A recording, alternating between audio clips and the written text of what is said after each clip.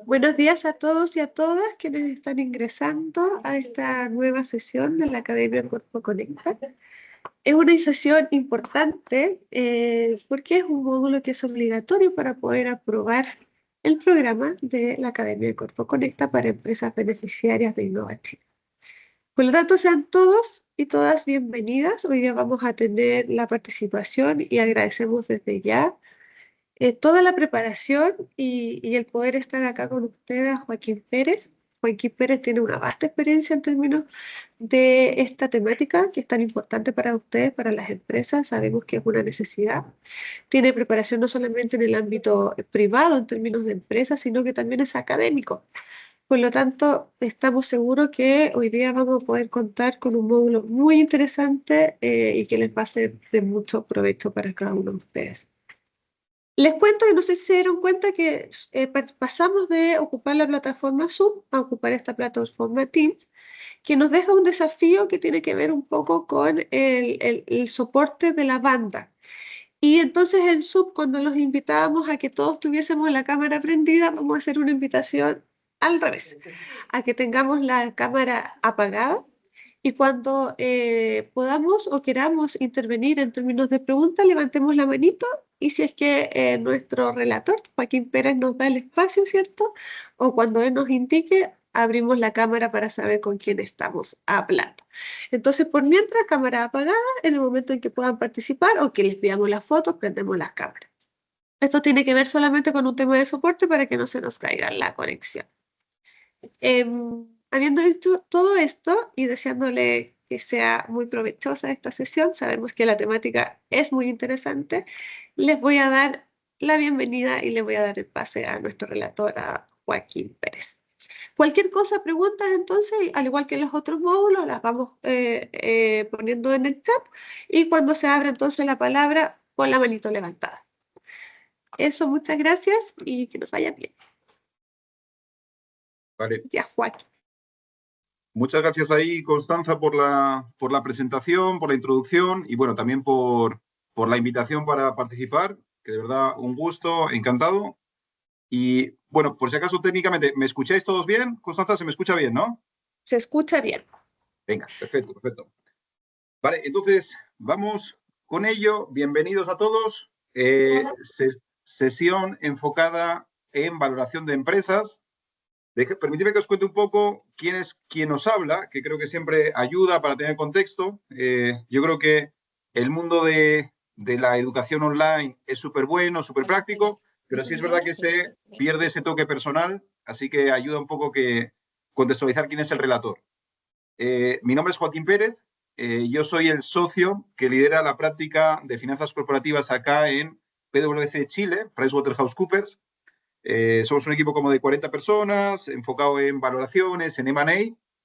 Y bueno, adicionalmente también soy profesor en el Magíster en Finanzas de Adolfo Ibáñez. Entonces, me gusta un poco todo el tema de la academia y de charlas como esta. Así que un gusto estar aquí y a ver si logramos hacerlo entretenido para que, por un lado, os parezca interesante, os entretenga y obviamente logremos aprender.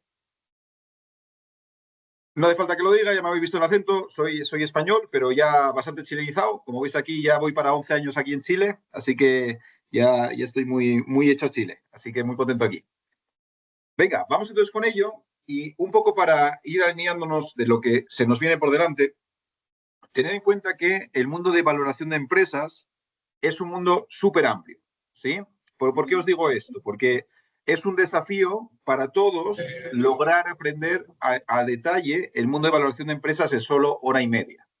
Entonces, le estuve dando bastantes vueltas cuando me contactó Constanza de cómo era la mejor forma de enfocarlo y lo que vamos a tratar es, en la medida de lo posible, de ir de lo general a lo específico. Os voy a ir dando unos conceptos generales y después, poco a poco, vamos a ir profundizando más para que lleguemos a temas un poco más técnicos. ¿Bien? No quiero que sea una lata de llegar a algo ultra técnico porque en hora y media no lo lograríamos, pero sí daros un poco las pinceladas que os permitan en el futuro saber los conceptos clave para atacar la valoración de un negocio, que es el objetivo que tenemos acá.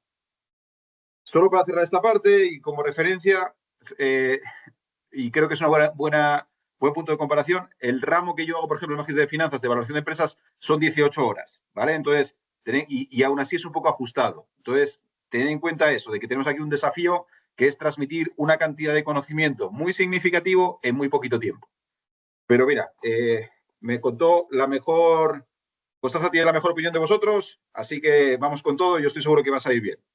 Venga, ¿qué se nos viene entonces? Y por si acaso, como les decía Constanza, vais anotando las preguntas en el chat y ahí cualquier cosa yo la voy atacando. La idea es que esto sirva para vosotros, ¿vale? Ese es el objetivo de toda la sesión, que aprendáis, que os queden las cosas claras, con lo cual, si algo yo no lo explico de la forma adecuada o lo paso muy por encima, feliz de parar el tiempo que sea necesario, ¿vale? Y lo atacamos sin ningún problema.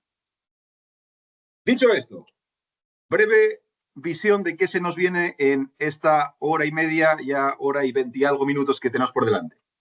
Os voy a comenzar con una visión general de las valoraciones y después vamos a entrar en las dos metodologías principales, que aquellos que ya os hayáis metido un poco por este mundo probablemente os sonarán. Bien es cierto que se usan con nombres distintos.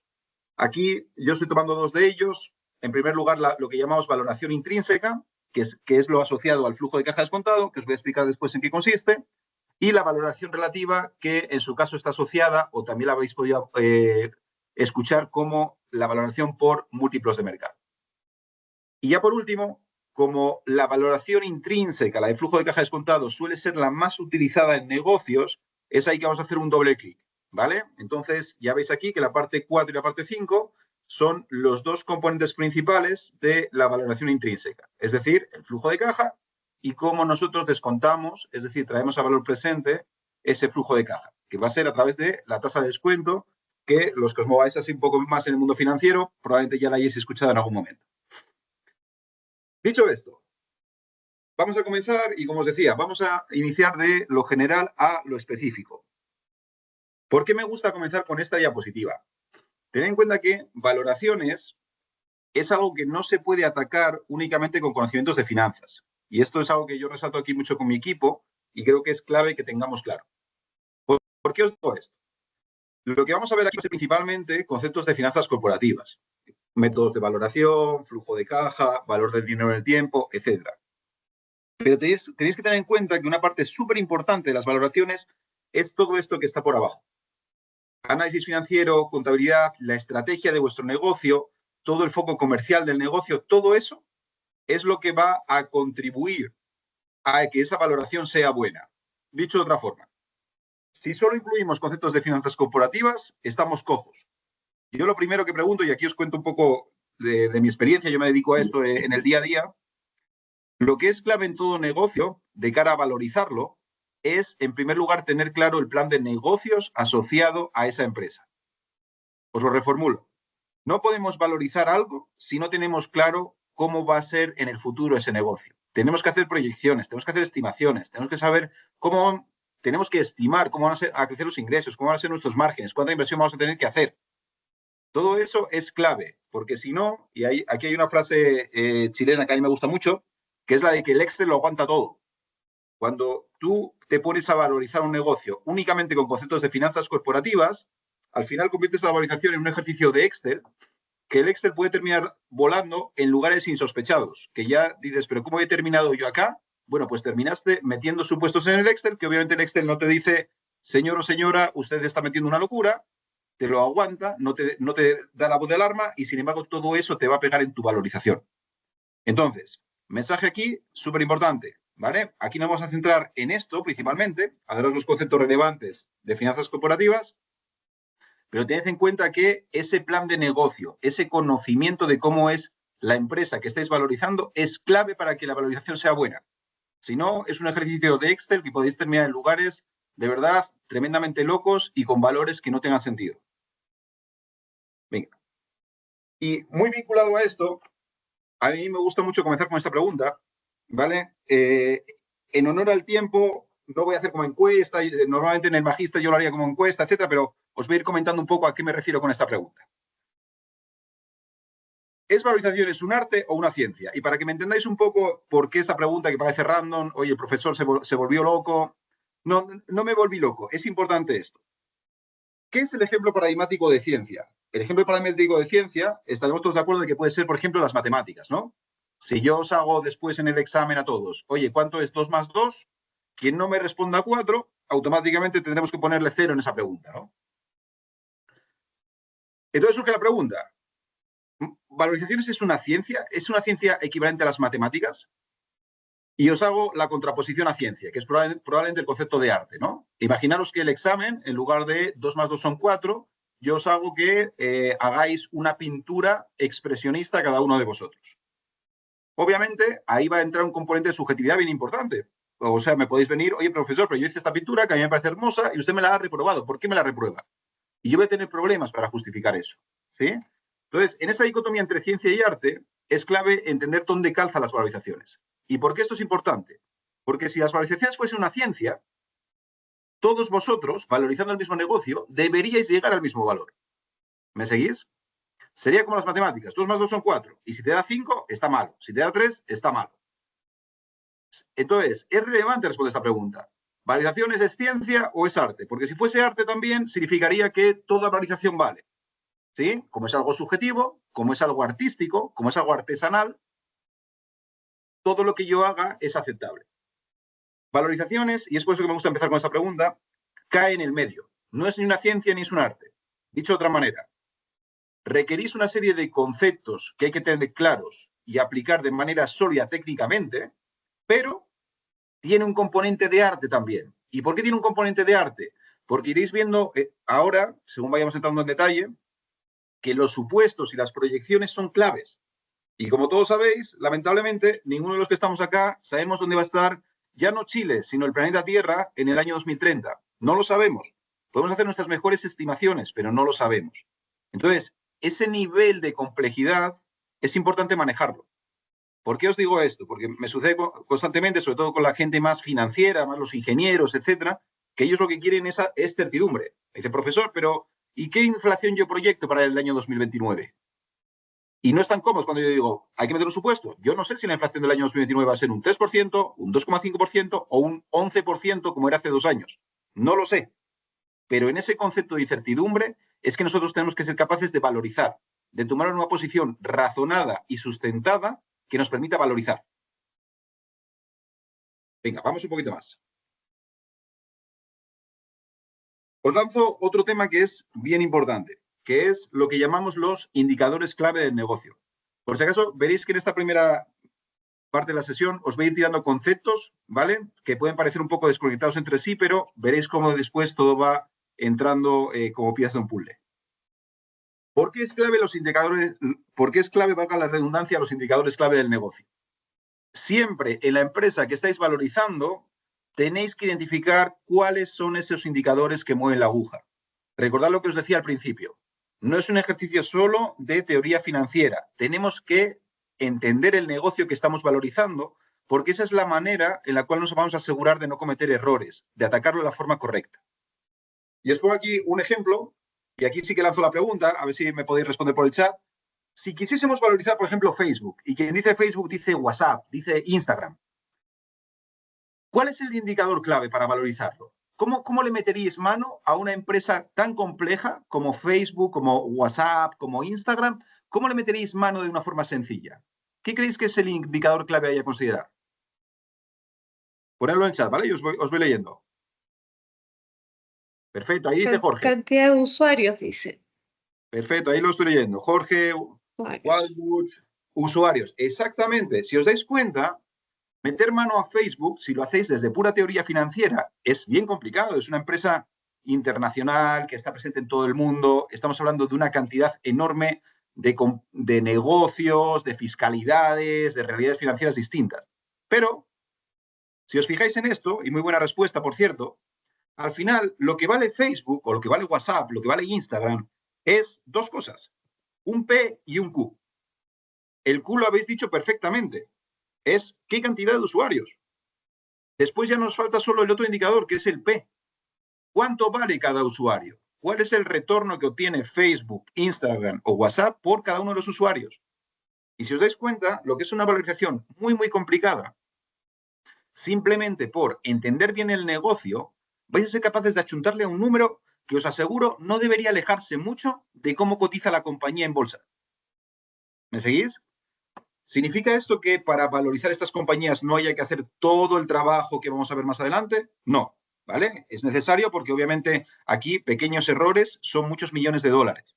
Pero sí es importante esto. Yo meto aquí un concepto que me gusta mucho y se lo recalco siempre mucho a mi equipo aquí en Price, que es el riesgo de que el árbol no te deje ver el bosque. Eso es clave. Tenéis que tener siempre en cuenta esto. Valorizaciones se puede complicar tanto que puede llegar a un punto en el que estás tan metido en el bosque que ya no lo ves. Ya no lo ves. Tienes un árbol delante y no te deja ver lo que hay detrás. Entonces, por eso, estos criterios que estáis viendo aquí, que habéis respondido muy bien, son súper importantes que los tengáis siempre como una brújula. Y pensad que os estoy poniendo el mundo de Facebook, de WhatsApp, de Instagram, pero esto lo podéis aplicar casi a cualquier industria. Imaginaros, por ejemplo, aerolíneas. ¿Cuáles son, por ejemplo, los indicadores clave en una aerolínea? ¿Cuál se os ocurre? Por ejemplo, la TAM. Vosotros queréis valorizar la TAM. ¿Qué se os ocurre de indicador clave?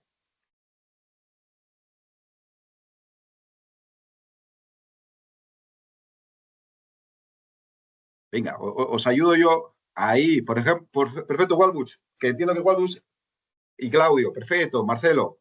Exactamente, Cecilia, número de rutas, cantidad de pasajeros. ¿Me seguís?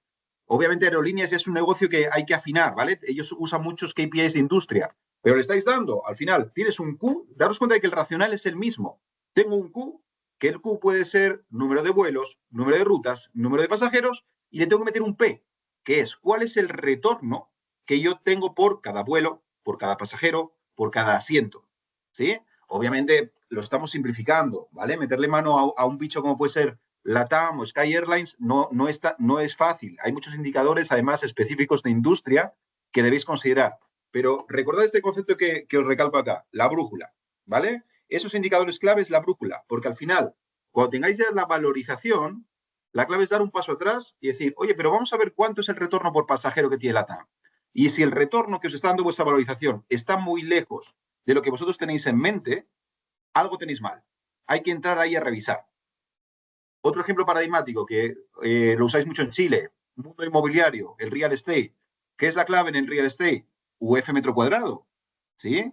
Vosotros ponéis a valorizar y podéis hacer flujo de caja, múltiplos de mercado, pero al final hay una brújula que siempre tenéis que tener clara. Oye, ¿cuánto es la UF metro cuadrado que se paga? No lo sé. En Quinta Normal, ¿sí? O en Santiago Centro.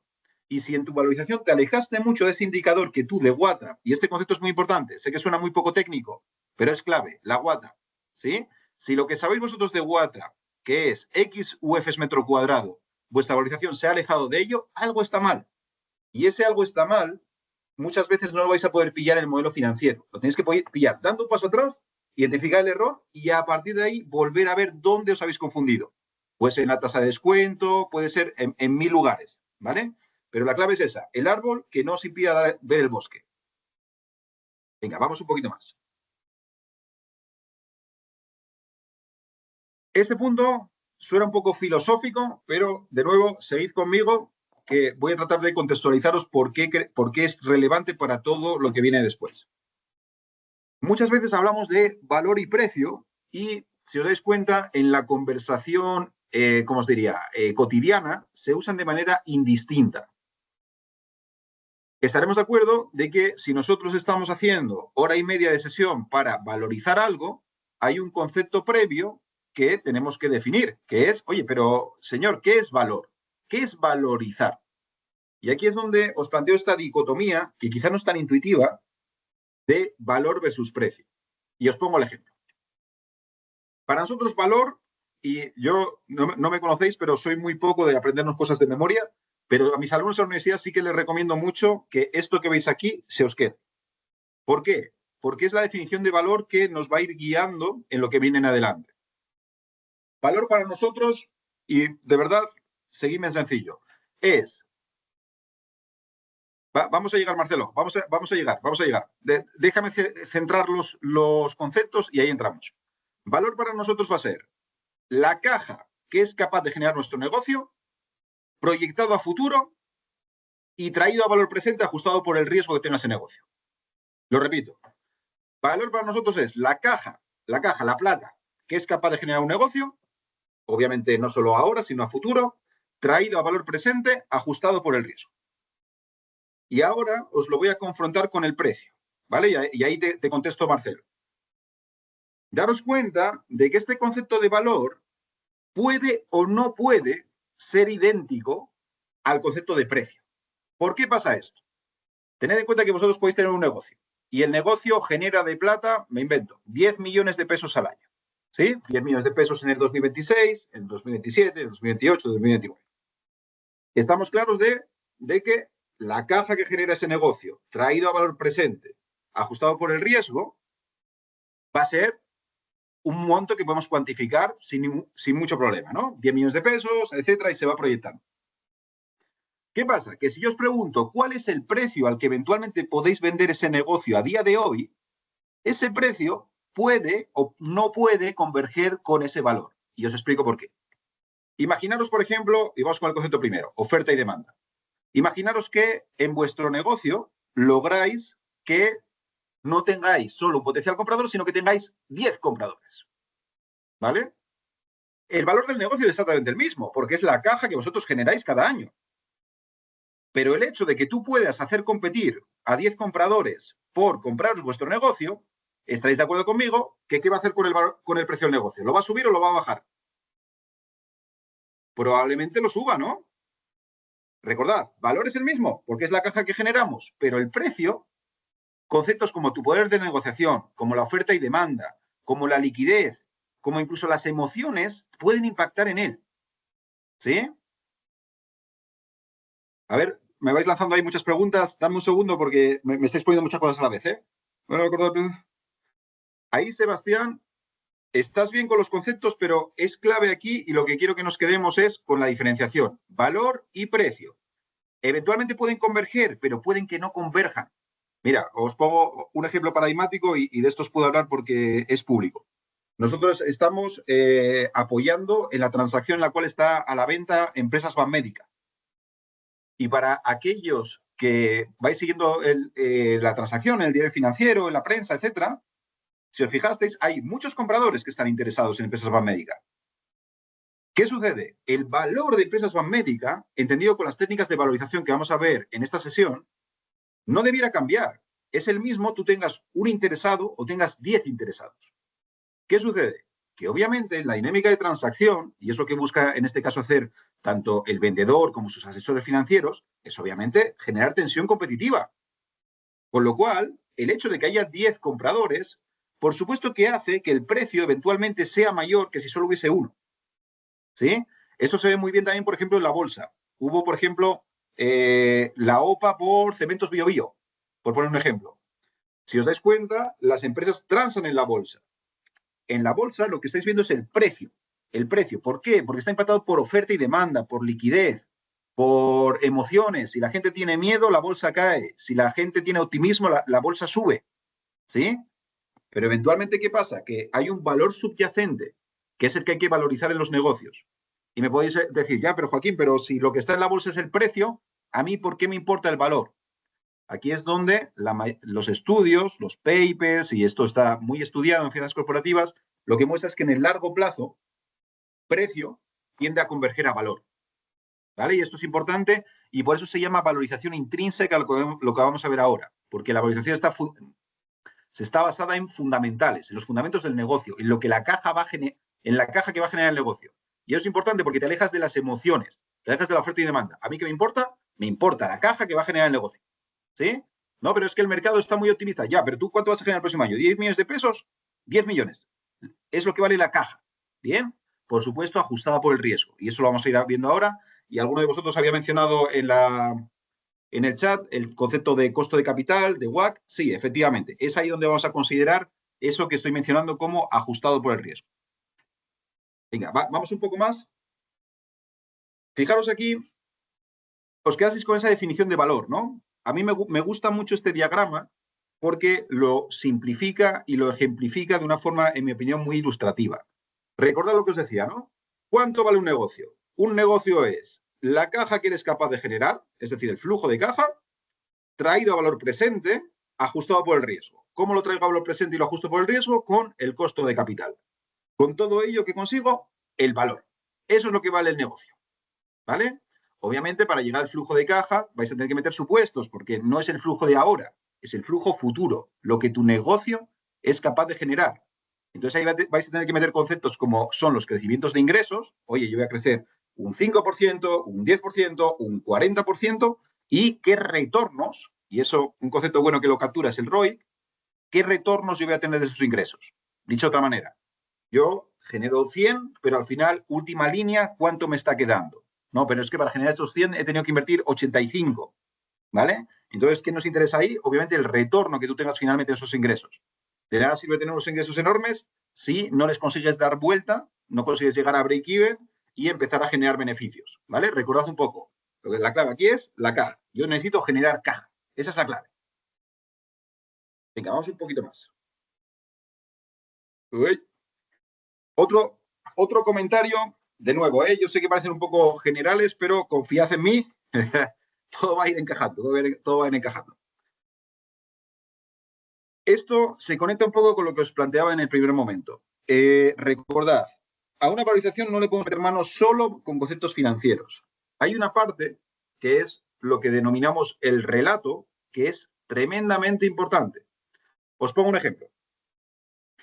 Cuando nosotros valorizamos un negocio, de nuevo, el Excel lo aguanta todo. Entonces, ¿qué es la clave?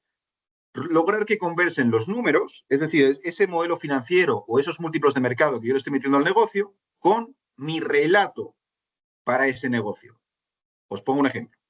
Si yo digo que mi negocio va a crecer a tasas de un 30% cada año, obviamente tú vas a poder meter en el Excel esos crecimientos del 30%. El Excel no te va a decir, oiga, está usted diciendo una locura. No, el Excel no protesta. Tú vas a meter un 30%, 30% y que tus márgenes se van a ir incrementando en 5 puntos cada año. Perfecto, el Excel no te va a alertar de eso. Esos son los números. Tienen que estar perfectos, obviamente. Si cometes un error de fórmula, si tienes mal calculado el flujo de caja, si tienes mal calculado el costo de capital, tu valorización va a estar mala. Va a estar mala, ¿por qué? Porque los números están malos. Pero incluso si los números están buenos, ¿sí? Que es en este ejemplo que os estoy diciendo del 30%, 40% de crecimiento, ¿qué vas a tener que respaldar? ¿Qué vas a tener que ser capaz de crear un relato consistente y que tenga sentido? Vas a tener que tener el relato de cómo ese 30% de crecimiento anual se va a gatillar. ¿Sí? Y eso es a lo que nos referimos aquí como relato. Vuestra valorización va a estar buena cuando esos números, que de nuevo tienen que estar sólidos, no puedes cometer errores en el Excel, van acompañados del relato. Cuando logras hacer conversar ambos mundos, es ahí que vuestra valorización va a tener sentido, va a tener coherencia y consistencia. Muchas veces las valorizaciones se enfocan solo desde el mundo de los números. Y cuidado, porque de nuevo, y sé que me estoy repitiendo, el Excel lo aguanta todo. Tenéis que tener cuidado. El Excel no te va a soltar una alarma de, oiga, cuidado, pero usted está metiendo crecimientos que son insostenibles. Usted está diciendo que si yo veo su proyección, van a tener el 105% del mercado en el año 2032. El Excel no te va a avisar de eso. Entonces tenéis que tener cuidado. Oye, ¿es consistente que yo tenga el 100% del mercado en el año 2032? ¿O mis competidores, cuando yo eventualmente suba los precios, ellos también van a reaccionar? Y entonces van a bajar los suyos. Y entonces me van a competir y me van a quitar cuota de mercado. Todo eso, ¿me seguís? Es clave. Es clave porque, de nuevo, los números no te van a avisar de eso. Os lo va a avisar vuestro conocimiento del negocio, vuestro plan comercial, vuestra estrategia. ¿Sí? Cuando conversan ambos mundos, es que nuestra valorización va a estar bien, va a ser consistente y podemos tomar decisiones, bien sea estratégicas, bien sea de venta, bien sea de compra, en base a esa valorización que habéis hecho. Venga, vamos un poquito más y yo sé que genera un poco de medio de polémica, pero os lo pongo también para que lo tengáis en cuenta porque es súper relevante, que es el mundo de los sesgos en las valorizaciones.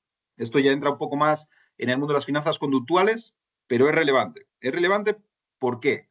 Recordad lo que os planteaba antes, ¿no? Valorizar es una ciencia o un arte. Y decíamos que era algo entre medio, ¿sí? No es 2 más 2 son 4, pero tampoco es un cuadro en el cual cualquier cosa que yo pinte, dependiendo de la subjetividad de la persona, va a estar bueno. Estamos en el medio. Y como estamos en el medio, tenemos que tener cuidado con un fenómeno que es tremendamente relevante porque lo tenemos los seres humanos, que son los sesgos. Me gusta, bueno, son muchos ejemplos. Si queréis, vamos con uno que es paradigmático, que es el C. Imaginaros que estáis valorizando vuestro propio negocio para un proceso de divorcio y la mitad del valor del negocio que estáis valorizando se lo va a llevar vuestra pareja, que pronto va a ser expareja. ¿Cómo lo veis? Aquí vuestro sesgo va a ser al valorizar al alza o a la baja. ¿Qué tal lo veis eso?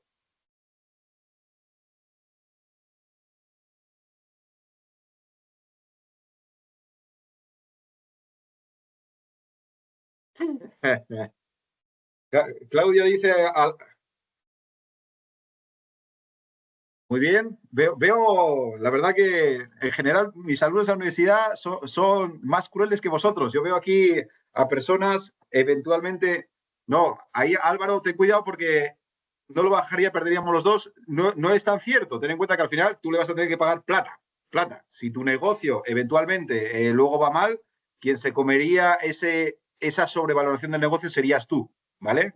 Tú a tu pareja le estás transmitiendo solo el 50% en plata. Entonces, tenéis en cuenta, obviamente, varios de vosotros estáis diciendo también algo que es muy real, ¿no? Depende de la relación, pero estaremos de acuerdo que teniendo en cuenta lo que estábamos viendo al principio, que es que no estamos en un escenario de algo matemático, que el sesgo que eventualmente vosotros podríais tener sería infravalorar vuestro negocio. ¿Qué decir? Mira, yo veo que el tema sentimental, os he tocado ahí la fibra sensible. Vamos con algo que siempre, aquí yo creo que va a haber más unanimidad. Imaginaros que vais a valorizar vuestro negocio, ¿sí? Para fines tributarios. Es decir, dependiendo del valor que le deis a vuestro negocio, vais a pagar más o menos impuestos. Estaremos todos de acuerdo de que ahí el sesgo, ¿en qué dirección va a ir? ¿Al alza o a la baja? A la baja, ¿no? Ahí veo, me gusta porque veo ahí más consenso, ahí hemos sacado los temas sentimentales que veo que nos generan un poco de conflicto. Y estaremos de acuerdo, ¿no? Que cuando yo sea el Servicio de Impuestos Internos y vea vuestra valorización, ¿yo qué voy a pensar? Voy a pensar, oye, cuidado, porque ellos seguramente no hayan hecho un ejercicio técnico impecable, pero ellos parten de un sesgo que es a infravalorar su negocio. ¿Por qué? Porque eventualmente, obviamente, yo le voy a aplicar un 27% o vuestra tasa personal al valor que le estáis dando a ese negocio. Entonces, y esto yo sé que es medio polémico, porque a todos en finanzas nos gusta que 2 más 2 sean 4, ¿no? Y de repente nos ponen a hablar de finanzas conductuales y de sesgo, y eso como que nos genera disconfort, ¿sí? Tened en cuenta que esto, y yo siempre lo digo igual a mi equipo aquí en Price y a la gente de las clases, esto no es ni bueno ni malo, esto es. Los seres humanos somos así, tenemos sesgos, somos subjetivos. Y como al principio lo que os indicaba, esto no es una matemática de 2 más 2 son 4, sino que entran supuestos, entran criterios, ¿sí? Es súper importante tener claros los sesgos. De nuevo, no son buenos o malos, hay que conocerlos y actuar en consecuencia, ¿sí? Si tú eres aquí la expareja, tienes que tener en cuenta, oye, cuidado, porque mi pareja eventualmente puede tener un sesgo a la baja. Entonces, cuando yo revise esa valorización, esos supuestos, tengo que tener cuidado, ¿vale? No significa esto, no quiero ser condescendiente con los sesgos, ¿vale? Yo no digo que sean buenos, ¿vale? Pero tenéis que conocerlos. Si no, se puede cometer errores tremendos. Venga, vamos un poquito más, que si no me quedo aquí. Dejadme, de hecho, mira, me gusta, solo para cerrar este caso, ¿vale? Me gusta siempre este. Fijaros aquí algo, y esto es ya más en el mundo de inversiones. Tened en cuenta que todo esto que estamos hablando es clave para aquellos de vosotros que invirtáis eventualmente en renta variable, en bolsa. Todos estos conceptos son bien importantes, ¿sí? Porque eventualmente podéis ganar plata o perder plata simplemente por este motivo, ¿no? Y me gusta siempre poner este ejemplo, que puede sonaros un poco tonto, pero sin embargo es relevante para explicar muchos temas que suceden en las finanzas, no solo en Chile, sino que a nivel internacional. Y es el caso de los lemmings. Yo no sé si sabéis lo que son los lemmings. Los lemmings es un animal de África que se hizo muy famoso, son como unos roedores, y se hicieron muy famosos, esto es medio polémica en la comunidad científica, pero se hicieron famosos por un tema bien curioso, que es lo de sus suicidios colectivos.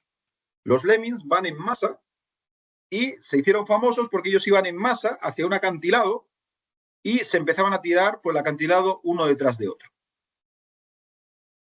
Obviamente, este comportamiento en el mundo animal, estáis de acuerdo conmigo que es bastante loco, ¿no? Y en general, cuando los científicos se pusieron a analizarlo, fueron como un poco desentrañando qué pasaba. Y es que, como son una masa, al primer lemming, al final, los que vienen detrás lo empujan. Y a los del medio, los que vienen detrás, también le empujan. Con lo cual, ellos son capaces de explicar, en cierta forma, por qué el 99,9% de los lemmings terminan cayendo por el acantilado. Pero hay una pregunta que los científicos no fueron capaces de responder. ¿Sabéis cuál es? ¿Por qué el último lemming, el último de todos, cuando ya vio que todos sus compañeros lemmings cayeron por el acantilado y se murieron, ¿por qué el último lemming también salta? Porque a ese no le empuja nadie. Ese salta porque quiere. Y ahí es donde llega algo que es muy humano, que es esto que os pongo acá. Lo que piensa el último lemming es que el resto de lemmings saben algo que él no sabía. ¿Os dais cuenta qué interesante, no? Suena tonto. Muy bien, Rocío, bien, Claudia. Yo os meto, sí es cierto, pero os meto un concepto que es bien relevante en cuanto a inversiones, que es esto. Seguro que los demás saben algo que yo no sé, con lo cual los demás están correctos y yo los sigo. Esto, que podéis decirme, Joaquín, pero esto es una tontería de ejemplo, no es tan tontería. Gran parte de las burbujas que veis en inversiones, al final se explican con esta teoría. Oye, yo tengo Bitcoin a 120.000. ¿Tiene sentido el Bitcoin a 120.000? No lo sé, pero si todos están metidos en Bitcoin a 120.000, yo no voy a ser el único en quedarme fuera. ¿Sí? Entonces, cuidado con esto. Y de nuevo, me podéis decir, Joaquín, somos gente seria, yo quiero que me hables de conceptos profundos de finanzas y vamos a llegar a ello. Pero de nuevo, las finanzas conductuales tienen un impacto tremendo en valorizaciones. Hay temas de bolsa, de renta variable, de valor de inversiones que únicamente se pueden explicar bajo estos fenómenos conductuales, no bajo el Excel. ¿Vale? De nuevo, y esto es como los sesgos. No es ni bueno ni malo, simplemente es. Los seres humanos somos así. Y si nosotros nos alejamos y pensamos que somos robots, que nosotros tomamos decisiones solo en el Excel, vamos a cometer errores. Entonces, mi responsabilidad aquí es transmitiros esto. Sé que suena menos técnico y hay, sobre todo para las personas más numéricas, más de finanzas, como que esto les genera intranquilidad. Pero es así somos las personas. Venga, vamos un poco más. Y ahora sí, nos vamos a meter ya en teoría, ¿vale? Lo que os llevo prometiendo, aquí llegamos. Os quiero dar, en primer lugar, 3 pinceladas rápidas sobre metodologías de valorización. Muchos de vosotros, por lo que estoy viendo en los comentarios, ya estáis familiarizados, pero vamos a aprovechar esta diapositiva para setear un poco expectativas y qué es cada una de las metodologías que vamos a estar hablando en detalle a partir de ahora. En primer lugar, lo que denominamos valorización intrínseca. ¿Por qué es intrínseca? Esto los gringos lo llaman invertir en fundamentales. Esta valorización es la que se basa principalmente en ese concepto de valor que veíamos hace unos momentos, que es, y me repito, la caja que un negocio es capaz de generar traída a valor presente, ajustada por el riesgo. Bien, esta es, sobre todo en negocios maduros, es la técnica de valorización más comúnmente utilizada y aceptada por los mercados. ¿Vale? Frente a esta, tenemos lo que se denomina la valorización relativa. ¿Por qué la denominamos relativa? Esta es la que eventualmente también podéis haber escuchado como denominada como múltiplos de mercado. ¿Por qué es relevante esta valorización? Porque se basa en el precio de negocios similares al vuestro. Hacéis al final, dicho muy sencillo, ahora vamos a entrar más en detalle, pero dicho muy sencillo, es como una regla de 3.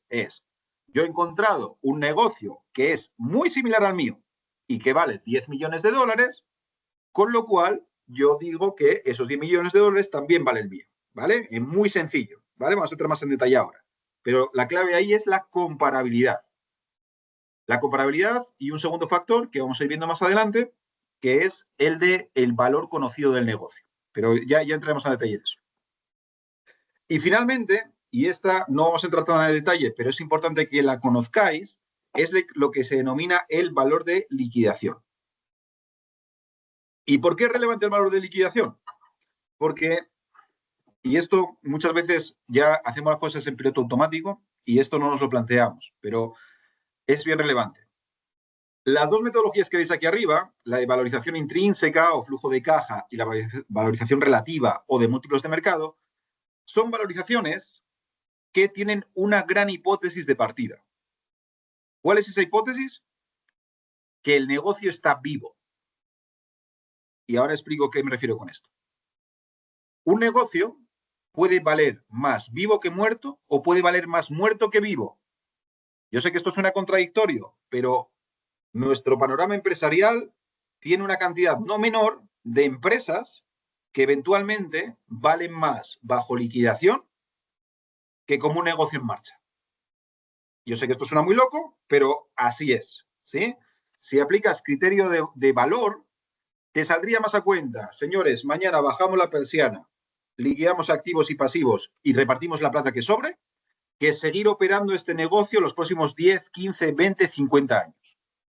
Entonces, algo bien importante es esa diferenciación, porque muchas veces damos por hecho esto, y es algo que en mi opinión se enseña quizás no de la forma más correcta en valorizaciones, porque siempre se da por hecho esto. Sobre todo en la academia, en pregrado, se va como leones a valorizaciones que tienen esa presunción que no siempre estáis comentando negocios que valen más vivos que muertos o muertos que vivos, no voy a entrar, ¿vale? Porque algunos además son clientes míos. Así que no entro por ahí. Entonces, quedaros con este punto, ¿sí? Vamos a entrar con estas dos metodologías porque son las más aceptadas, pero recordad y quedaros con este tema clave. Tienen una hipótesis fundamental, que es que el negocio vale más vivo que muerto. Y hay negocios en los cuales la metodología de valorización adecuada es esta que veis aquí, la valorización de liquidación, que lo que nos obliga es a un mindset totalmente distinto. Cuando nosotros valorizamos un negocio bajo el principio de liquidación, es decir, que vale más muerto que vivo, lo que nos obliga es a ser casi como cirujanos. ¿Sí? Tenéis que entrar con vuestro bisturí a encontrar valor oculto en los activos que tenga la compañía y ojalá, en la medida de lo posible, bajar el valor de los pasivos que tenga la compañía. ¿Sí? Es todo un proceso que, de hecho, en el mundo de inversiones y en el mundo de finanzas corporativas, hay fondos, en España, por ejemplo, los llaman los fondos buitre, ¿vale? Muy en peyorativo, pero al final lo que hace esta gente es tratar de encontrar valor donde pareciera no haberlo. ¿Y cómo lo hacen? A través de este enfoque. Ellos no hacen una valorización por flujo de caja o por múltiplos de mercado. Ellos entran por acá y, de nuevo, la analogía que considero que puede ser más acertada es la que os indico, la de el cirujano que va con el bisturí tratando de encontrar plusvalías donde otros no los encuentran y, obviamente, tratando de que el pasivo sea el menor posible. Dicho esto, ¿vale? Vamos a ver un poco ya en concreto cada una de las metodologías. Aquí me voy a poner un poco más técnico, pero os había prometido que hay de todo, ¿vale? Hablamos desde finanzas conductuales hasta ya temas un poco más conceptuales de finanzas y de valorizaciones. Esto muchos ya lo conocéis, pero para daros el concepto bien directo de cómo le vamos a meter mano a una valorización por flujo de caja, ya estáis viendo aquí. ¿Qué necesitamos? Tres cosas. Habíamos visto, ¿no? Oye, yo requiero estimar la caja del activo. Venga, estimar los flujos de caja durante la vida del activo. ¿Qué necesito? Traerlo a valor presente ajustado por el riesgo. Voy a requerir ahí la tasa de descuento a través de la cual yo voy a ajustar y traer a valor presente esos flujos. Y si os dais cuenta, y no es casualidad que lo haya dejado para el final, a pesar de que lo tengo aquí como el 1, hay algo que muchas veces no consideramos, que es la gran pregunta de, bien, profesor, usted me está diciendo que tengo que proyectar los flujos de caja, pero ¿durante cuánto tiempo? ¿Un año? ¿2 años? ¿5 años? ¿10 años? ¿30 años?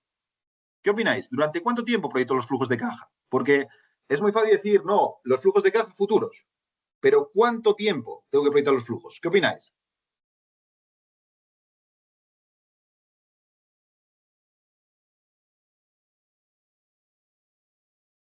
Venga, Sebastián nos dice 3, 5 años. Vi tu pregunta, Álvaro, ahora te respondo. 5, 3, 4, 10. Perfecto, perfecto.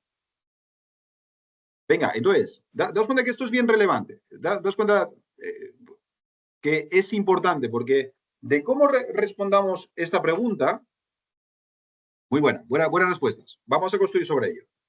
Daros cuenta de que esta pregunta no es menor, porque imaginaros que yo proyecto, vamos, el promedio así a la rápida de las respuestas que me estáis dando es de en torno a 10 años, ¿sí? Si yo proyecto solo un negocio solo durante 10 años, al final, ¿qué gran supuesto estoy yo tomando? Yo estoy tomando un supuesto que es tremendo, si os dais cuenta, que es que en el año 10 mi negocio va a terminar, va a morir. Con lo cual, si, imaginaros que yo estoy en una transacción de money, ¿no? Y yo estoy vendiendo mi negocio. Si yo estoy vendiendo mi negocio y yo solo considero 10 años, al final, ¿qué estoy haciendo con el flujo de caja, con la caja que es caja real, que mi negocio eventualmente estaría generando en el año 11? ¿Estaréis de acuerdo conmigo? Que lo que implicaría es que lo estoy regalando. ¿Me seguís, no? Yo digo, oye, este negocio vale la caja que va a generar a futuro. Y yo le digo, venga, voy a valorizar 10 años de caja. Lo que estoy haciendo es que la caja del año 11, 12, 13, 14 y eventualmente los años que vivo mi negocio, yo les estoy dando gratis. Lo cual, ¿estáis de acuerdo conmigo? Que chuta, suena complejo, ¿no? Parece que estoy dejando plata a nivel de la mesa, encima de la mesa, ¿no? Entonces, quedaros con este concepto, lo vamos a ver más adelante, pero daros cuenta de que muchas veces, como se explica en valorizaciones, es, oigan, señores, ustedes proyectan el flujo de caja y lo traen con una tasa de descuento. Y hay una pregunta subyacente que es tremendamente relevante y que tenemos que responder, que es, ya, yo proyecto, pero proyecto durante ¿cuánto tiempo? ¿Vale? Vamos a verlo más adelante, pero quedaros con esto, ¿vale? De que no son solo esas dos preguntas, hay una tercera que también tenemos que responder y tiene un gran impacto. Voy leyendo, me estoy poniendo muchas preguntas, ¿vale? No me da tiempo a leerlas todas, pero tomando el punto tuyo, Claudio, por supuesto depende del tipo de negocio, pero lo que quiero que os quedéis es con la relevancia que tiene la pregunta. Cómo yo la responda significa plata. En el ejemplo que estábamos poniendo de yo proyecto 10 años, ¿sí? Lo que implica la práctica es que si yo estoy vendiendo mi negocio, estoy dejando la plata del año 11, 12, 13, 14 y los años que viva eventualmente mi negocio, la estoy dejando encima de la mesa. Se la estoy dando gratis al comprador. Estamos de acuerdo que en un proceso de negociación no parece la mejor decisión, ¿sí? Entonces, no es vamos a ver después técnicas de cómo meterle mano a esto, pero quedaros con eso, ¿vale? La relevancia es flujo de caja, es costo de capital o tasa de descuento, pero también hay una pregunta subyacente que muchas veces no nos formulamos, que es ¿durante cuánto tiempo yo proyecto ese flujo de caja? Me cambio ahora con lo que os denominábamos valoración relativa, ¿vale? Los famosos múltiplos de mercado. Aquí, muy sencillo, ¿vale? ¿Qué requiero yo para valorizar por múltiplos de mercado? Necesito dos cosas principales. Tres en realidad, ¿vale? Y ahora os voy a explicar por qué son tres. En primer lugar, necesito un activo idéntico o un grupo de activos comparables. Esto suena súper bien cuando el profesor nos lo dice aquí en la sesión del jueves. Ah, sí, muy bien, profesor, un activo idéntico, un grupo de activos comparables. ¿Creéis que esto es tan sencillo en la realidad? ¿Encontrar un activo idéntico a aquel que vosotros estáis valorizando? ¿Creéis que es fácil? ¿Qué opináis?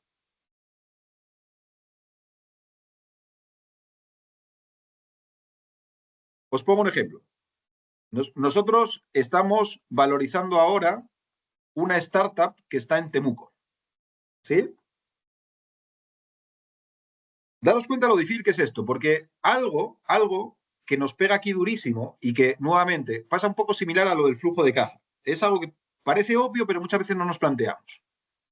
Imaginaros que para yo meterle mano a esa startup que está en Temuco, yo encuentro una startup idéntica, ¿eh? Daros cuenta lo difícil que va a ser esto, idéntica, porque al final las startups, los negocios, los emprendimientos, muchas veces de forma natural tienen un componente de disrupción, de innovación.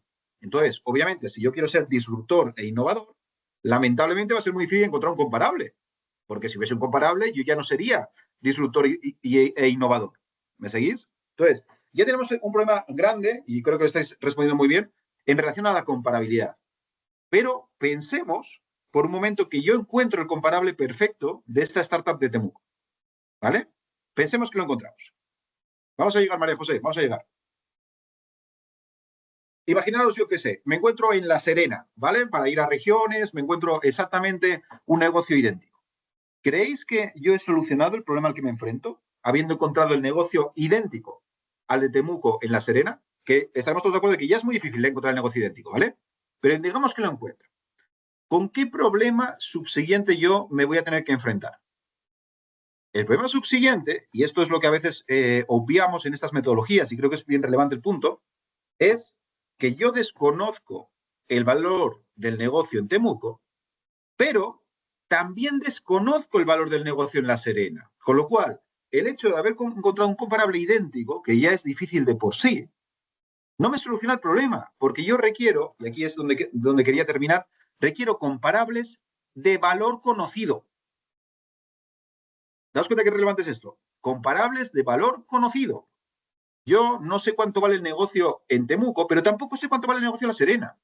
Entonces, aunque haya identificado el comparable, me está faltando un concepto clave, que es cuánto vale ese comparable. Para solucionar ese problema, nos tenemos que ir a dos mundos.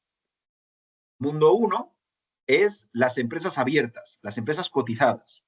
¿Por qué? Porque en ellas yo sí que puedo entrar en base a información pública, conocida, de mercado, a qué valor, o en este caso precio, está cotizando esa empresa. ¿Sí? Entonces, una forma de romper esa incógnita es irnos al mundo de las empresas abiertas. ¿Que estáis de acuerdo conmigo que ahí tenemos un problema? ¿Cuál es el problema? ¿Cuántas startups cotizan en Chile? ¿Cuántas os ocurren? ¿Cuántas puede haber? ¿Muchas o pocas? Ahí se respondían, ¿no? Prácticamente ninguna. Prácticamente ninguna. Tienes algunas, que tienes las series A, etcétera, pero tienes muy pocas, muy pocas. Estaremos de acuerdo que son muy pocas, ¿no? Entonces, ¿qué nos pasa constantemente? Que tenemos que hacer lo que estáis de acuerdo conmigo, que es un triple salto con tirabuzón, que es que por comparabilidad yo me paso a qué mercado, en qué mercado se os ocurre que sí que cotizan bastantes startups. ¿Qué mercado se os ocurre? ¿Qué tal os parece el gringo? Con el Nasdaq. Bien, perfecto. Ahí veo que estáis respondiendo súper bien. Por cierto, muchas gracias por los comentarios. Estáis súper participativos. Muy bien, de verdad que ha sido a gusto. Entonces, daros cuenta, ahí Sebastián, María José lo está diciendo muy bien, daros cuenta de lo relevante que es esto, ¿no? O sea, de repente estamos haciendo el triple salto de tirabuzón de decir, oye, yo voy a valorizar una empresa de Temuco bajo el supuesto de cómo están cotizando las empresas similares en el Nasdaq. Estaremos de acuerdo de que es un tema de comparabilidad tremendo, ¿sí? El mercado de Estados Unidos por profundidad, por accesos al mercado de capitales, por tamaño del propio país, no tiene nada que ver con el mercado de regiones chileno, ¿sí? Pero, sin embargo, recordad un poco lo que requeríamos para esta metodología. Necesito un comparable y de valor conocido. Me preguntáis a alguno de vosotros qué pasa cuando no hay comparabilidad. El principio de valorización por múltiplos, si os dais cuenta, es mucho más, ¿cómo os diría?, más sencillo y directo que el de flujo de caja descontado. Entonces, eventualmente, una pregunta que podéis hacerme es, oye, Joaquín, ¿pero por qué me estás lateando con que tengo que preparar un plan de negocio para el flujo de caja, proyectarlo, la tasa de descuento, que es una cantidad de trabajo enorme, cuando tengo esta, que es simplemente, oye, yo tengo una startup que cotiza a 10 millones de dólares con, me invento, un EBITDA de 1, con lo cual yo sé que el múltiplo de EBITDA es de 10. Mi empresa tiene un EBITDA de $500.000, le aplico el múltiplo de 10, ese es el valor de mi negocio. ¿Por qué? Siendo eso tan sencillo, no vamos por este camino y me estás lateando con el flujo de caja. El tema es este que os estoy mencionando. La teoría en la valorización por múltiplos es clara, es sencilla, no parece que tenga problemática y obviamente es mucho más eficiente que la del flujo de caja. Pero, sin embargo, ¿a qué os vais a enfrentar? A problemas relevantes en relación a comparabilidad. ¿Sí? Constantemente en esa dicotomía entre encontrar información pública, valores conocidos y la comparabilidad, vais a llegar a soluciones que muchas veces van a ser no óptimas. ¿Sí? Y esto estamos yendo por el mundo de startup, que es quizá el más paradigmático, pero tened en cuenta que sucede en prácticamente todas las industrias. No quizá al nivel de startups, pero sucede en todas. Por ejemplo, nosotros estamos realizando ahora una empresa grande de energía de Chile Y, por ejemplo, el mercado de energía es un mercado, como sabéis, regulado, totalmente regulado. Y cómo regula Chile el mercado de energía no tiene nada que ver con cómo lo regula Estados Unidos. Con lo cual, los niveles de integración vertical que eventualmente tiene una empresa energética chilena no son los que tiene la empresa de Estados Unidos. Entonces tú dices, oye, mira, estoy valorizando tal empresa energética chilena. Voy a sacar el comparable en Estados Unidos. Aunque sean comparables, que trabajan en el mismo rubro, misma industria, etcétera, etcétera, si entras al doble clic, unas tienen generación, transmisión y distribución, otras, sin embargo, tienen desgajada la parte de transmisión, otras está totalmente integrado. ¿Me seguís? Siempre va a haber temas de comparabilidad. Entonces, es por eso que significa, oiga, profesor, pero toda esta metodología no sirve para nada. No, esta metodología es muy útil porque te amarra a la tierra, ¿sí? Te dice, oye, pero vamos a ver cuánto están cotizando comparables, y aquí las comillas son importantes, empresas comparables a la mía. Y eso es una referencia, ¿sí? Se puede valorizar por este método, pero sucede un poco como con los sesgos. Tenéis que tener, aquí es muy importante saber tanto lo bueno que tiene la metodología, que tiene cosas buenas, pero también estas eventuales falencias que yo os estoy diciendo, ¿vale? Eso es bueno para vosotros cuando hagáis el trabajo, pero también cuando eventualmente vosotros recibáis una valorización. Tened ojo con esto, ¿vale? Echad un vistazo a los comparables. Muchas veces hay temas de comparabilidad que hay que ajustar, que hay que considerar. Venga, vamos un poquito más, ¿vale? Que si no, se nos va el tiempo. Venga, entonces, os prometí que vamos a entrar en valorización intrínseca. Vamos a ir un poquitín más. Recordad, ¿no? El flujo de caja, ya os estuve lateando bastante con esta diapositiva, pero es creo bueno siempre considerarla. Y vamos a empezar, y aquí me voy a poner un poco más técnico, latero, con el famoso flujo de caja, ¿vale? ¿Cómo os recomiendo? Y por si acaso después os vamos a compartir las diapositivas, ¿vale? Para que lo tengáis, las fórmulas, etcétera, porque no me quiero detener tanto acá, quiero más los temas que creo que aportan en la conversación, pero, oye, malamente voy a calcular un flujo de caja si no me dicen cómo se calcula un flujo de caja. En esto es muy importante una cosa, ¿vale? Muchas veces el flujo de caja, el punto de partida que vais a tener para el flujo de caja son los estados financieros de la empresa. Muchos de vosotros obviamente no tenéis estados financieros y IFRS, pero hay algo que es importante que tengáis en cuenta, sobre todo, bien sea para vuestro negocio o también para aquellos que queráis invertir en bolsa, en renta variable. Tened en cuenta que los estados financieros, bajo principios contables en Chile, están hechos bajo principios IFRS. Para aquellos que no están metidos en el rubro de finanzas, contabilidad, lo que implica IFRS es que esos estados financieros están bajo principio de devengo, es decir, no bajo principio de caja. ¿Por qué esto es importante? No os voy a poner a latear ahora para qué es devengo y qué es caja, ¿vale? No voy a entrar tanto a ese nivel de detalle, pero es importante porque entonces, para calcular el flujo de caja, tenemos que hacer ciertos supuestos. Es decir, yo paso del resultado, en este caso lo tengo en inglés, ¿vale? O sea, en finanzas corporativas se usan mucho conceptos en inglés. Yo ya me vais viendo, yo soy muy español de España, que ahí tratamos de defender el español, etcétera, y de hablar lo menos posible con anglicismos. Pero mira, el mundo de finanzas no hay forma humana. O sea, si no lo digo en inglés, no me entiende nadie, ¿vale? Entonces, por eso EBIT es Earnings Before Interest and Taxes, ¿vale? Resultado antes de intereses y de impuestos. Y este es un poco el cálculo que tenéis que hacer. Le saquéis los impuestos, le devolvéis la depreciación y amortización porque no es caja, le metéis la variación del capital de trabajo y le restáis el CAPEX, ¿vale? Vuestra inversión en activo fijo, etcétera. Con eso llegáis al flujo de caja que denominamos el flujo de caja libre. ¿Vale? Aquí os pongo varios ejemplos, lo podéis ver después, ¿vale? No me voy a meter tanto en esto. Y eventualmente podemos bajar incluso al flujo de caja del patrimonio, que ahora os voy a explicar en qué consiste la diferencia entre ambos y con qué tenemos que ser cuidadosos. ¿Por qué? Quedaros con esto, ¿vale? Flujo de caja libre y ahora vamos a dar un salto bastante relevante para que veamos la teoría de valor de la empresa, porque esto nos va a importar en cuanto a qué flujo de caja es el que yo tengo que traer a valor presente. Entonces, recordad esto, ¿vale? Un negocio vale esto que veis aquí. Es EV, es la inicial de, en inglés nuevamente, Enterprise Value, valor empresa, valor compañía.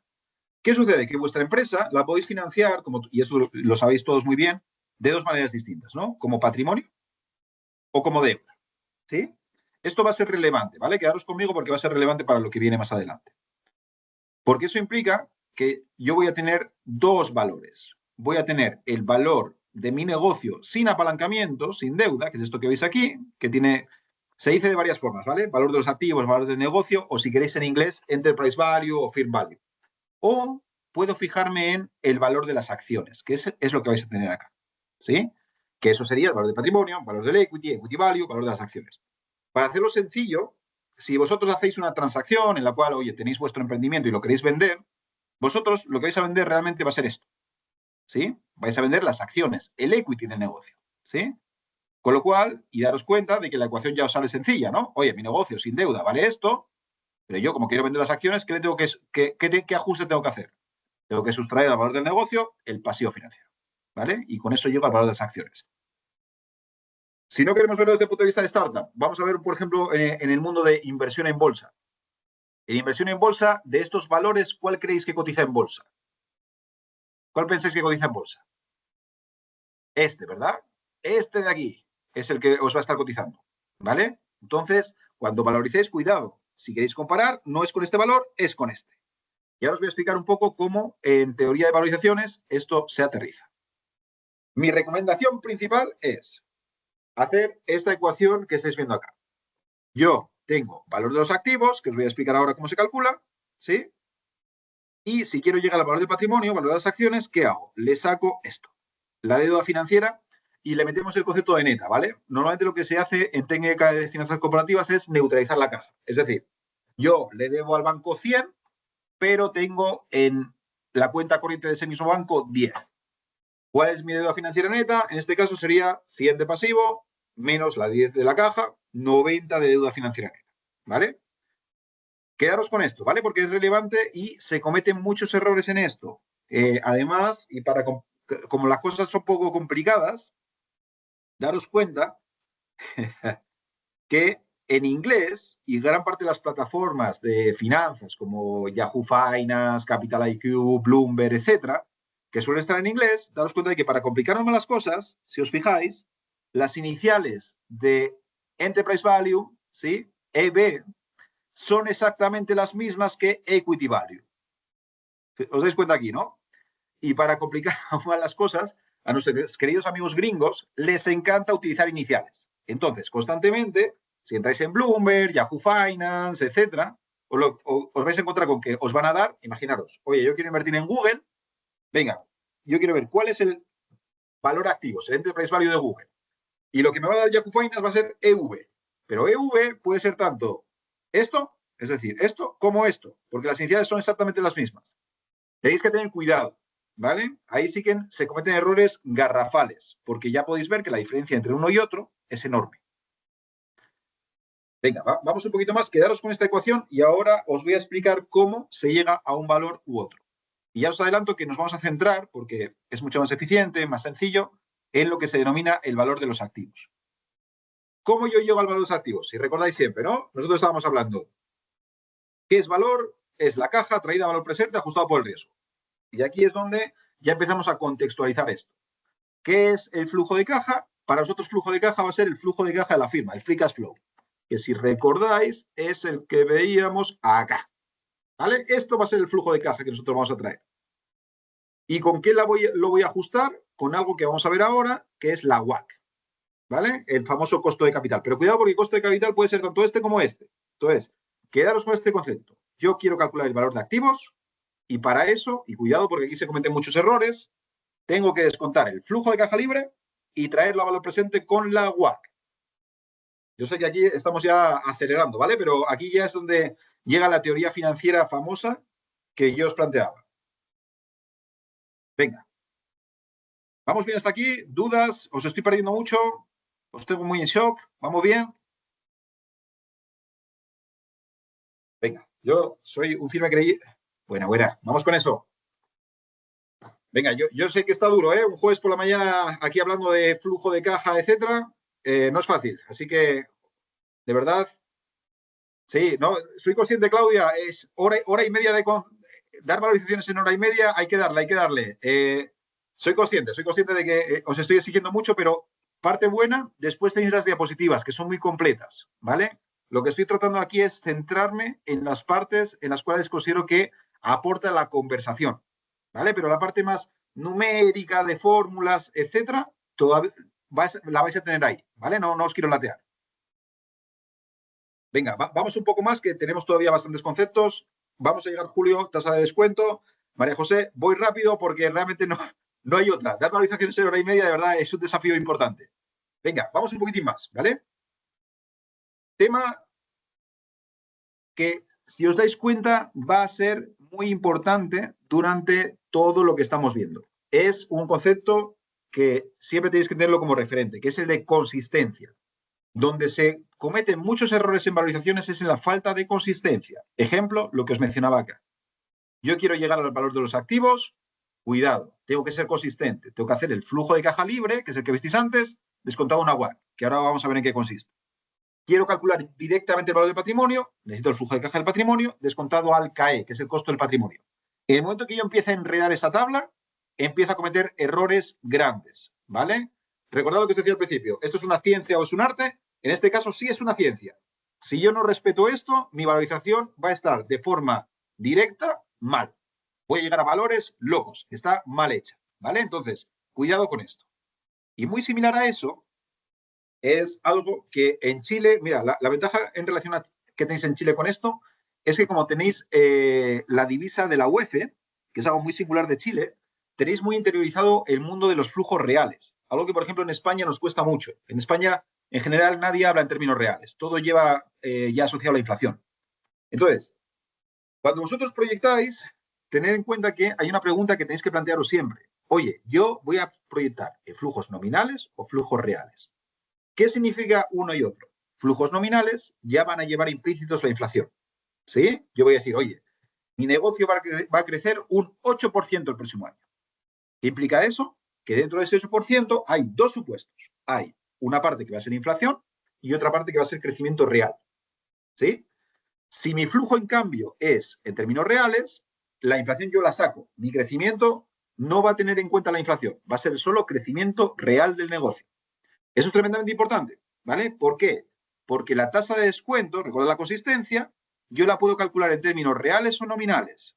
Entonces, y de nuevo el mensaje clave aquí es consistencia. Si mi flujo de caja está en términos nominales, mi tasa de descuento, ¿cómo tiene que estar? En términos nominales. Si mi flujo está en términos reales, mi tasa de descuento, ¿cómo tiene que estar? En términos reales, ¿vale? La clave aquí, mensaje principal, consistencia. Vamos a llegar, Sebastián, al tema del tipo de cambio, ¿vale? Que ya pon la pregunta, por favor, en el chat, ¿vale? Estamos yendo por ahí, yo creo que está funcionando bastante bien, así que poned las preguntas ahí en el chat. Chuda, trato de contestar la mayoría, ¿vale? Pero me estáis preguntando mucho, ¿vale? Y tengo que avanzar con la materia. Entonces, estoy tratando de hacer aquí malabarismos entre unos y otros.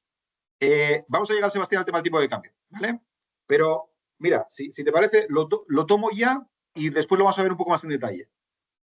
El tipo de cambio es exactamente el mismo concepto que os estoy mencionando acá, consistencia. ¿Por qué os digo esto? Vosotros, la clave es ser consistentes. ¿A qué me refiero con esto?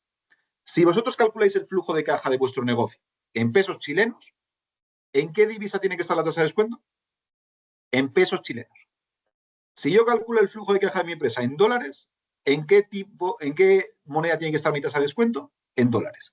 La clave es la consistencia, ¿vale? Que ya, en general, el método KPM es el que utilizamos para calcular la WACC, ¿vale? Y no, la diferencia entre ambos no es el tema de nominal versus real. En general, el KPM es una metodología para calcular la WACC, ¿vale? Dicho como en sencillo, y la vamos a ver ahora. Entonces, para cerrar este punto y quedaros conmigo, ¿sí? La clave es la consistencia. Mirad, os pongo un ejemplo. Yo, en el magíster, y esto no se lo digáis, creo que no tengo aquí ningún alumno, ¿vale? No quiero hacer spoilers del examen, pero siempre les hago una pregunta en el examen. Y es una pregunta muy loca. Yo les pongo a valorizar una empresa en Afganistán en la moneda de Afganistán. Y les pido que me calculen una tasa de descuento para descontar ese flujo de caja. Y ellos, la primera reacción es que les da un ataque de pánico. Pero ¿cómo yo voy a calcular una tasa de descuento en Afganistán, en la moneda de Afganistán?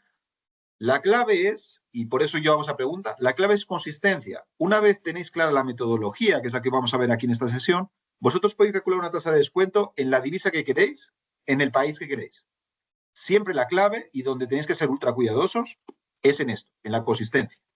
Si yo tengo el flujo de caja en moneda de Afganistán, que por cierto no me acuerdo cuál es ahora la moneda de Afganistán, mi tasa de descuento tiene que estar en moneda de Afganistán. Y la clave es la consistencia. Esa es la clave.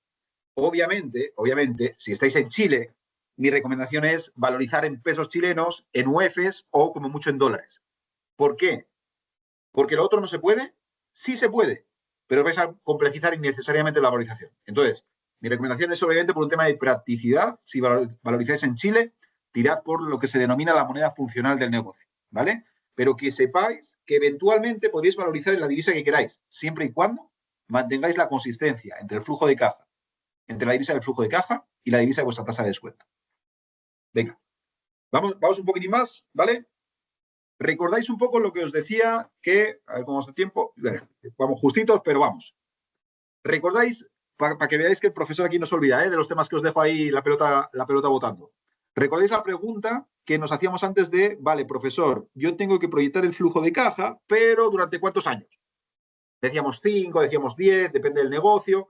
Y creo que estábamos todos de acuerdo de que, chuta, el hecho de yo acotar, que es lo que denominamos el horizonte definido, mi flujo de caja a un número X de años, lo que está implicando de facto es que yo los años que no considero el flujo de caja, se los estoy regalando a quien me está comprando mi empresa.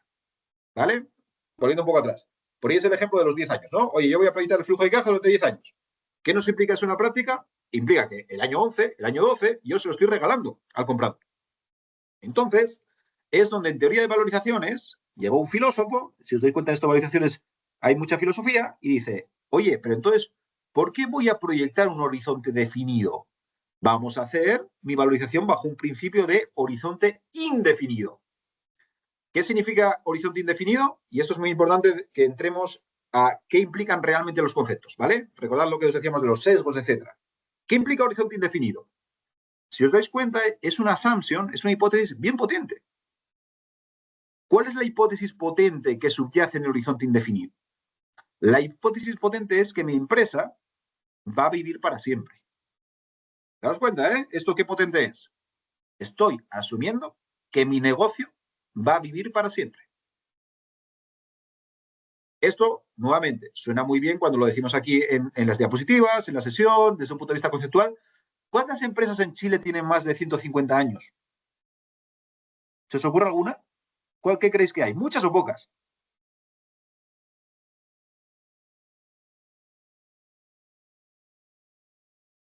Buena, ahí vais respondiendo. Poquititas, ¿no? Entonces, daros cuenta, de nuevo, esto no es ni bueno ni malo. Lo que quiero transmitiros es la realidad que hay detrás de los supuestos, porque en teoría de finanzas corporativas se tiende a enfocarse por este camino, el horizonte indefinido. ¿Por qué? Para solucionar este problema que te veíamos acá, el de dejar plata encima de la mesa. Es decir, oye, si me valorizas por 10 años, cuidado, porque el año 11 yo creo que voy a generar plata y tú no me la estás pagando. Yo te estoy regalando esa plata.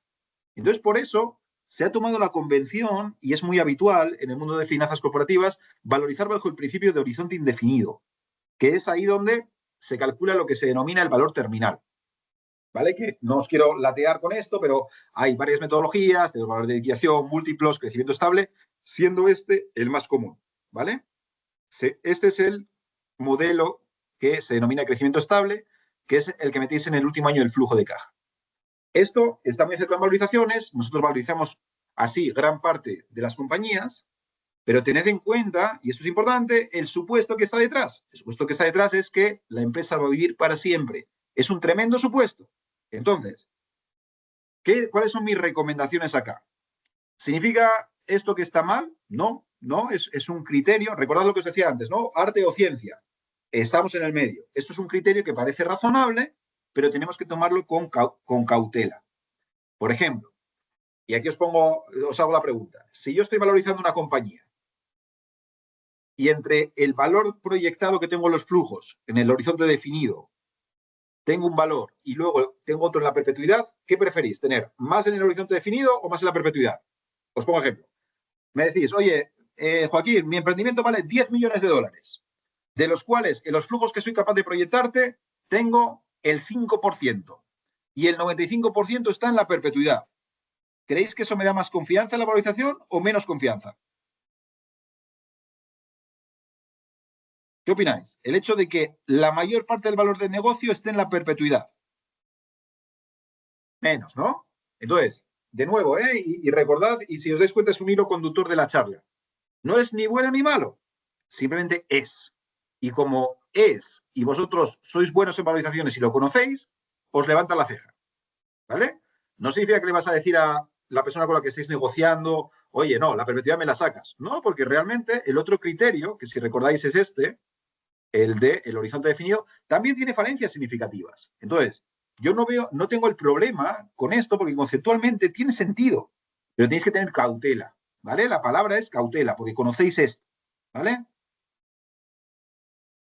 Venga, vamos un poco para allá y aquí os puse, luego podéis entrar más en detalle, ¿vale? Pero unas precauciones, yo en general sí que acepto en finanzas, en valorizaciones, este modelo, porque me gusta más que la falencia que tiene el definido y de regalar plata a la contraparte, pero tened en cuenta estas precauciones, ¿vale? A mí me gusta ser cauteloso con la perpetuidad porque eventualmente te puede pegar muy, muy duro en valor.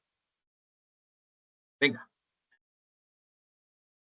Y os había prometido, varios de vosotros me estáis preguntando, el famoso costo de capital. Nos quedan 12 minutos. ¿Cómo vas a hacer el costo de capital en 12 minutos? No lo sé, pero vamos a hacer el mejor esfuerzo. Fijaros que, para que un poco recapitular, ¿vale? Que sé que estamos yendo súper rápido. ¿Cuáles son los principios fundamentales que estamos viendo? Y si os dais cuenta, ha sido un hilo conductor de toda la sesión. El flujo de caja y el costo de capital, ¿vale? El flujo de caja, hemos entrado con un razonable nivel de detalle, pero ¿qué concepto fundamental me está faltando para terminar de meterle mano a una valorización? El costo de capital o la tasa de descuento.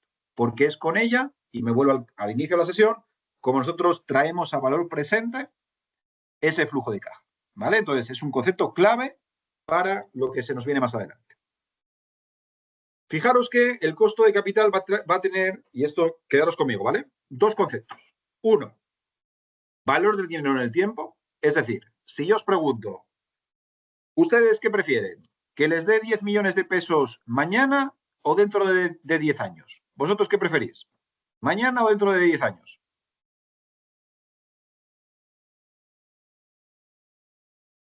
Unanimidad, ¿no? Todos prefieren mañana. Obviamente sois gente inteligente, decir, profesor, yo no sé qué va a pasar en 10 años, a lo mejor el planeta Tierra explotó, usted se me ha vuelto para España, yo prefiero mañana, deme ya los 10 millones. Entonces, estaremos de acuerdo que lo que de forma natural se deriva de vuestras respuestas es, chuta, valen más 10 millones de pesos hoy, mejor dicho, mañana, que dentro de 10 años.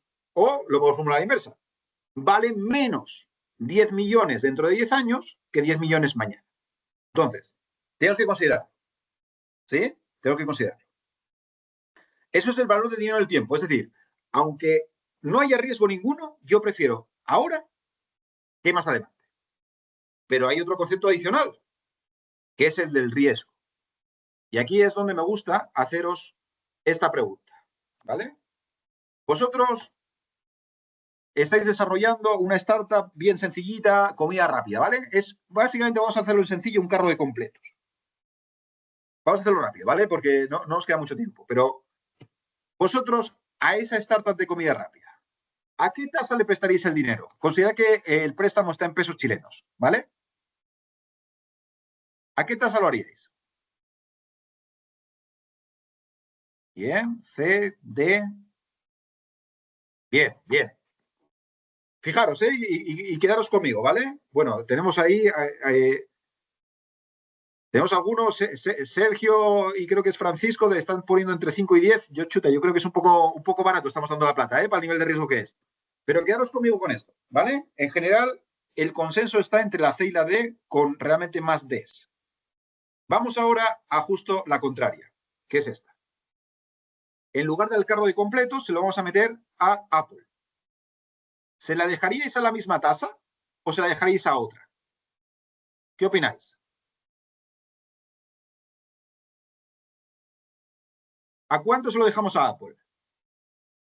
Bueno, ¿vale? Vais viendo, voy rápido, ¿vale? Pero vais viendo que ya de forma intuitiva, vosotros decís, chuta, no, al carro de completos voy a prestarle como mínimo a un 15 o incluso más del 20%. Pero a Apple yo estoy dispuesto a darle la plata a menos retorno. Lo que estáis haciendo ahora de Wata, pero es súper importante porque soy un tremendo defensor de la Wata, lo que estáis haciendo de facto es calcular la tasa de descuento de estos negocios. Cuando vosotros me decís que a Apple le dejáis la plata a un 9%, ese 9% es la tasa de descuento que estáis calculando vosotros de Wata para Apple. Cuando vosotros me decís que al carro de completo le estáis dejando la plata al 22%, lo que me estáis haciendo de Wata es considerar que la tasa de descuento de ese carro de completos es un 22%. ¿Significa esto que no hay que hacer el cálculo, que no hay que traer teoría financiera, que no hay que aplicar el KPM? No, hay que hacerlo. Pero nunca os olvidéis de la Wata.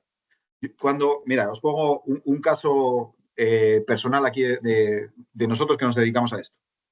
Yo, mira, la verdad que estamos en tantos trabajos que cada vez me cuesta más entrar a revisar los Excels que hace mi equipo, ¿sí? Entonces, cuando mi equipo me presenta un trabajo, una organización importante que yo tengo que firmar, yo lo primero que hago es esto que estáis viendo acá. Y cuando me viene, oye, Joaquín, la empresa está de energía, vamos a meterle una WACC del 14%. Yo le digo, chuta, esa WACC está mala. Yo no he visto ni un número, ¿vale? No he visto el Excel todavía.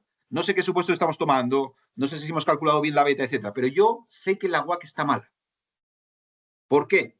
Porque un 14% en pesos es demasiado tasa de descuento para un negocio como una energética en Chile, ¿vale? Negocio regulado, integrado, etcétera, etcétera. ¿Me seguís? Entonces, siempre, vamos a entrar ahora rápido a los detalles, pero nunca olvidéis este paso, ¿vale? El dar el paso atrás y decir, oye, pero yo le prestaría plata a este negocio a esa tasa. Y muchas veces, con la respuesta a esa pregunta, vais a identificar errores fundamentales en el cálculo de la WACC. Venga, aquí no voy a pararme, ¿vale? Pero vamos rápido a los conceptos clave que tenéis en la tasa de descuento. ¿Vale? Nos queda poco tiempo, así que me vais a disculpar, pero voy a tener que ir un poquitín rápido en los conceptos, pero de nuevo, después vais a tener mucha información acá de cómo se construye cada uno de ellos. Mirad, la mejor forma, yo soy un firme defensor de explicar el costo de capital de una forma intuitiva. ¿Y a qué me refiero con una forma intuitiva? La mejor manera, en mi opinión, de ver la tasa de descuento es como una apilación de riesgos. Es decir, ¿yo cómo comienzo? Yo comienzo con algo que va a tener que ser un activo libre de riesgo. ¿Sí? ¿Cuál es el activo libre de riesgo que más usamos? El bono de los bancos centrales, ¿vale? Y ahí puedo estar tanto en Chile como en Estados Unidos. Son las dos alternativas que puedo tener. ¿Qué me pasa? Que si yo comienzo, aquí me paro. Si yo comienzo en Chile, por ejemplo, con un bono del Banco Central de Chile, no tengo que añadirle un riesgo país porque ya está ese riesgo país incluido en el riesgo que tiene el bono del Banco Central chileno. Pero, sin embargo, si yo quiero estar valorizando una compañía, estaremos de acuerdo que una compañía tiene automáticamente un riesgo mayor que un bono que está respaldado por el Banco Central, que al final es la economía chilena. Entonces es ahí donde le incluyo lo que denominamos el riesgo de mercado, que no voy a entrar en detalle, ¿vale? Porque estamos muy cortos de tiempo, pero os tengo las diapositivas de más adelante. ¿Qué fuentes os recomiendo yo para calcular el riesgo de mercado? El riesgo de mercado se tiende a calcular bajo un promedio de los retornos históricos que ha tenido la bolsa, el mercado de renta variable, en contraposición con los bonos, ¿vale? El mercado, entre comillas, libre de riesgo. Pero vosotros me podéis decir, ya, pero profesor, los mercados de renta variable están muy diversificados. El IPSA es una inversión diversificada en el cual cuando cae una compañía, eventualmente otra me lo compensa, con lo cual yo tengo una menor exposición a riesgo. Y es ahí donde tenemos que meter estos conceptos que son el 4 y el 5. El cómo me muevo del mercado accionario como un todo, ¿sí? El IPSA, el S&P, el Nasdaq, el Dow Jones, ¿sí? El que corresponda. ¿Cómo me muevo de ahí a un mundo donde yo no estoy diversificado? ¿Sí?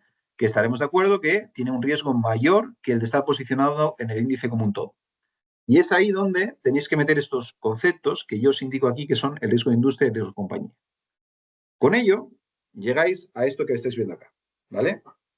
Al final, la WACC, como su propio nombre indica, y en esto creo que es importante decirlo en español, WACC son las iniciales de Weighted Average Cost of Capital, es decir, costo de capital promedio ponderado.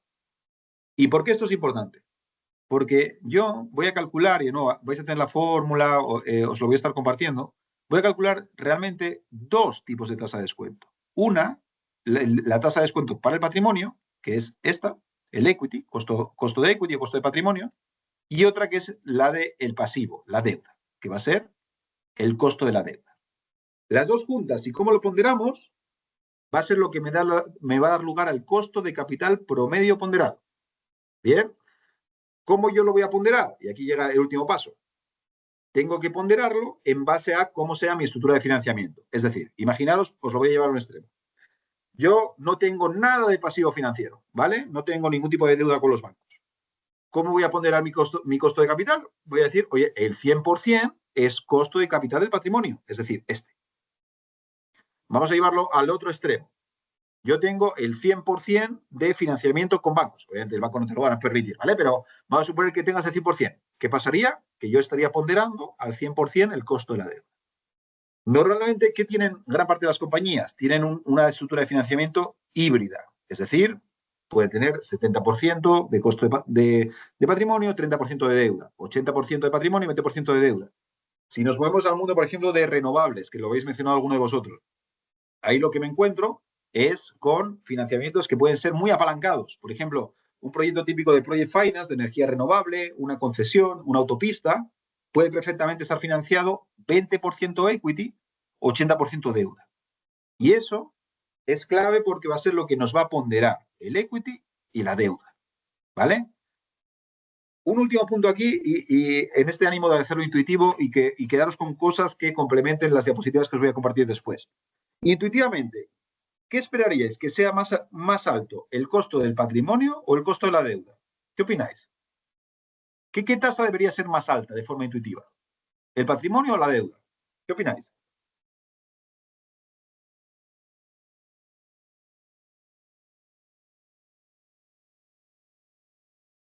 Bueno, importante esto, ¿vale? Recordad siempre, soy un gran defensor de la guata. Entonces, es importante esta pregunta y la respuesta correspondiente porque os aproxima esto de forma intuitiva. Recordad lo que veíamos al principio, ¿vale? Esto que os decía aquí. Lo que estabais al final definiendo con estos porcentajes no es más que el riesgo que vosotros percibís en el negocio. Y obviamente, en base al riesgo que percibís, vais a exigirle el retorno correspondiente. Entonces, ¿quién toma, y aquí es donde se vuelve interesante esto, ¿quién toma más riesgo en un negocio? ¿El banco o el accionista? Esa es la pregunta que tenemos que responder aquí. Eso es lo que al final os estoy preguntando. Cuando me decís que la tasa de la deuda debiera ser más alta, lo que me estáis en realidad indicando es que quien toma un riesgo mayor y por tanto va a exigir un retorno mayor va a ser el banco, la entidad financiera. Y eso, si os dais cuenta, no es cierto. Porque, ¿qué pasa cuando quiebra un negocio? ¿Quién es el que cobra el primero? ¿El banco o el accionista?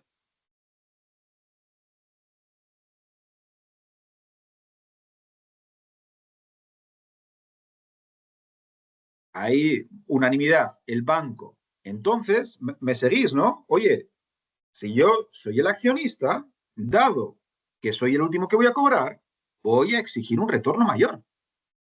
Con lo cual, ya os dais cuenta cómo, y me seguís, ¿no? Esta forma que yo tengo de ver las cosas que creo que ayuda, ¿vale? Porque se os queda para siempre.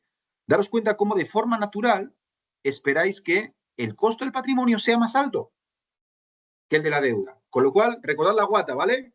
Luego vais a tener toda la fórmula, etcétera, pero recordad la guata. Cuando a mí mi equipo me viene y me trae con un costo de deuda mayor que el equity, yo digo, chuta, esa tasa está mala, está mala. No sé en qué celda del Excel nos hemos confundido, no sé qué comparable hemos metido mal, pero está mala, porque no tiene sentido, porque el accionista está exponiendo más de su patrimonio que el banco. El banco está acotado al préstamo, ¿sí? Y además, en caso de quiebra, tiene un derecho preferente para cobrar sobre el accionista, con lo cual, de forma natural, va a exigir un retorno menor, mientras que el accionista va a exigir un retorno mayor. Vale, tengo la obligación de cumplir el tiempo con vosotros, ¿vale? Solo para cerrar dos comentarios, ¿vale? El primero, ya veis, he ido súper rápido, pero tenéis aquí unas diapositivas bien completas, que yo recomiendo mucho leeros, donde vais a poder entrar paso por paso en todos y cada uno de los componentes de la tasa de descuento. Lo que yo os quería dar es esta visión más intuitiva, ¿vale? Y ahí vais a tener ya dónde sacar los inputs, cómo llego al número concreto, ¿vale? Pero lo que quería que os quedaseis es precisamente con esto, con esta visión intuitiva, que es la que se os va a quedar para siempre. Y un último punto, no sé si lo puse por acá. No, uy, se me fui. Yo sé que son mucho bombardeo de información, pero quedo a vuestra disposición, ¿vale? Ahí me tenéis mi LinkedIn, Joaquín Pérez, cualquier cosa me escribís. Y oye, yo en mi buen saber y hacer, prometo responder, ¿vale? Obviamente no puedo hacer asesorías ahí de gratis, pero no, contad conmigo, ¿vale? Porque sé que en hora y media explicar valorizaciones es bien complejo. Os agradezco mucho los comentarios, da gusto así, de verdad, súper buena sesión, la verdad el chat lleno de interacciones, muy buenas respuestas y espero que os haya resultado la sesión tan interesante como a mí ha sido el actuar como relator. No sé, Constanza, si quieres decir ahí algunos comentarios o yo cierro ahí Sí, a tu disposición. muchas gracias, Joaquín. Solamente agradecerte todo el trabajo. Les aprovecho de recordar a todos los que participan que este es un esfuerzo con colaboradores de Corfo. Es un esfuerzo, la verdad es que bastante bonito en términos de la disposición que ponen en trabajo en HH, en estar y en preparar todo esto. Así que muchas gracias, Joaquín, muchas gracias y muchas gracias también a los que participaron. Recuerdo que esto tiene una evaluación, el programa o la oferta programática que tiene la academia en este año, en esta propuesta, se compone de módulos obligatorios y opcional. Y este era uno de los módulos obligatorios, nos queda otro más, el último. Por lo tanto, les voy a enviar a todos los que se inscribieron la evaluación para que las puedan responder desde que el momento en que la envío, que 48 horas, para que puedan aprobar este curso. Eso, muchas gracias y saludar nomás desde la Gerencia de Innovación de Corfo y desde la Subdirección de Entorno para la Innovación. Gracias, Joaquín. Venga, gracias a todos. Buen día. Adiós, adiós. Ah. Entonces así es cuando contamos.